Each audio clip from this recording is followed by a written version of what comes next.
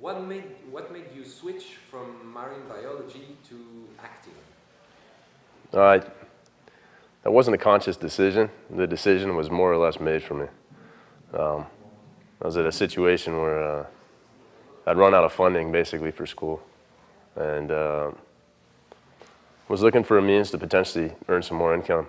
And the idea was to go back. And good fortune struck. I was quite lucky early on with the audition for Pleasantville. And I was in my early 20s at that time, and I thought I'd make one movie and pay off my loans and go back and finish school, and it just hasn't stopped. So the passion for marine biology is still there, and that's my first passion, so I still find other ways to fulfill that. And by the way, how much time do you manage to spend at the ocean? Oh, with diving and all that, quite a bit. I mean, depends on location a lot of the time. But fortunately enough, where I reside, I live here in California. I have I have access, and I go diving and dive for lobsters, free dive a lot still, and spend a lot of time in and around the water. So whenever I can make the time, I do it. Can you see the sea where you live? Is this important to you? Oh yeah, I can see the sea.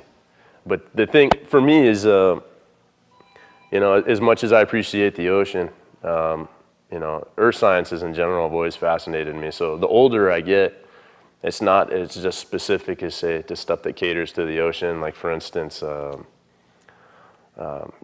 really like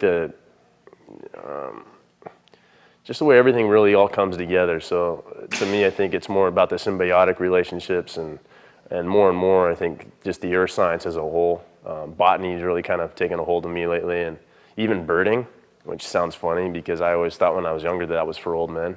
But I really enjoy it. And with that, a lot more photography, so photographing nature. I used to be a really big hunter, and what I found as I've gotten older is I enjoy taking photos of the wildlife more, because I can pull the trigger 100, 200, 300 times, and I can come back and see that animal the next day. So it's just kind of a realization that I've made really as of late, and the older I get, the more I appreciate that. So let's talk about your role association. Where have you been for your role campaign? Tell us more about your work within the organization. It must be so fulfilling for you. Yeah, with Row, things reach out worldwide. Things have moved along really well. I mean, its inception was last year. Last year alone, I think we had 3 or 4 outings. We had one this year. We had the tornado in Tuscaloosa in Alabama. But this year, for the most part, it's been relatively sleepy, which has been nice. But what's happened is there's been a bit of a groundswell. And organically, what's happened is we've had different brands express interest in potentially sponsoring us or helping us with our cause. So the thing that's nice is we put something out there that we believed in, and others have jumped on. Davidoff, for instance, with their donation, and since then, still they make chainsaws and a lot of power tools, and we use a lot of their equipment in extraction, especially in Tuscaloosa, cutting trees to remove debris and help people gain access to their home, and it's exciting. It's exciting to see what's happening. So the thing that I like is, so long as I'm alive and kicking and I'm making money and things are going well, Row can continue. But there's going to come a time where I might not necessarily be able to fund it. And so, to know that there's, the outside interests that are coming in now, to know that there's a good chance that this is something that could potentially be around well after I leave this planet, it's a good feeling. And the like-minded, I think the people that believe in it, because for me it was really just an idea. And as a single person, what's an idea? It doesn't really mean anything. What makes it live and breathe are the people that subscribe to the philosophy and the idea of it.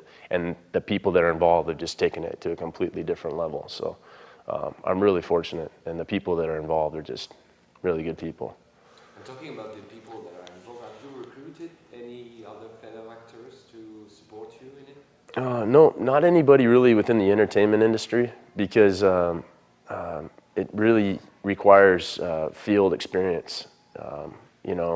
As a first responder, whether you're EMT, paramedic, doctor, ER doctor, Very few of us, you know, myself included in the few, you know, on the early trips were really, I was really one of the only ones that didn't have any professional experience.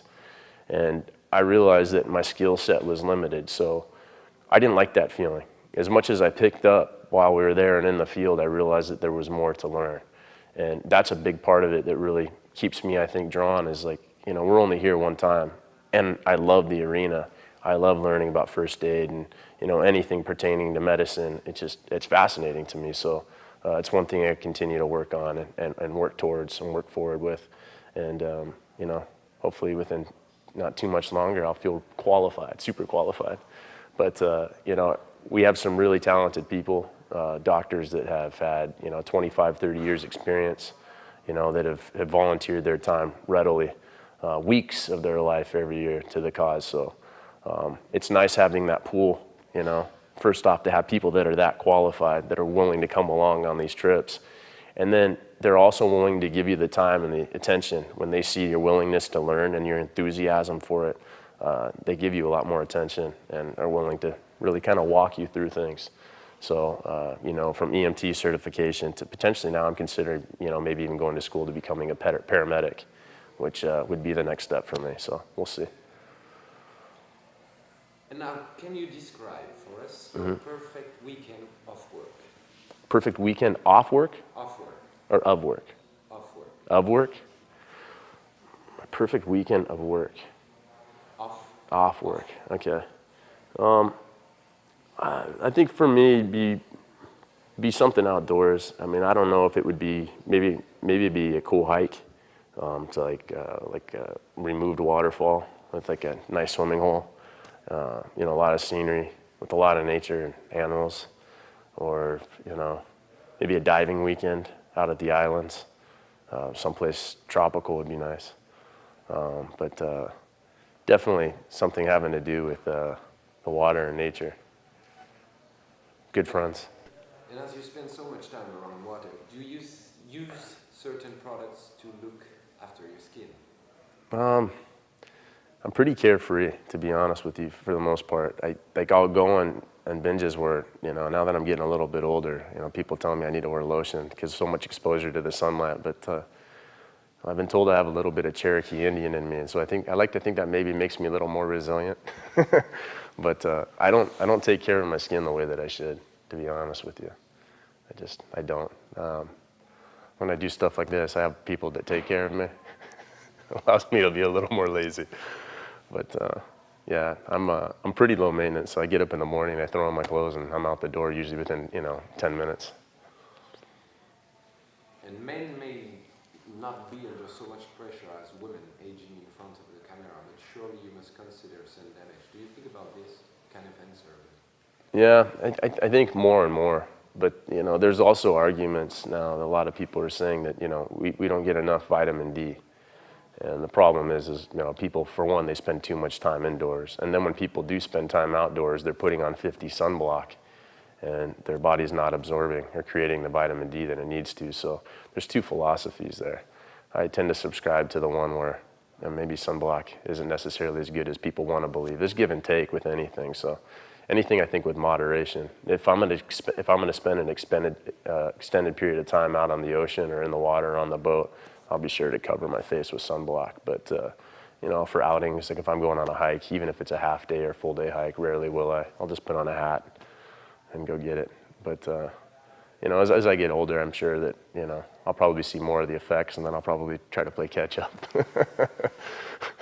reverse the process. Tell us some of your best places to visit in California. Oh gosh, I really love Big Sur, Monterey, Carmel. Big fan of that area, and you know, I love the redwood forests. The Channel Islands are incredible. Most of my time is spent, you know, Santa Barbara North, my leisurely time. I was born and raised in Southern California. When I was younger, I spent a lot more time in San Diego and in Baja, Mexico.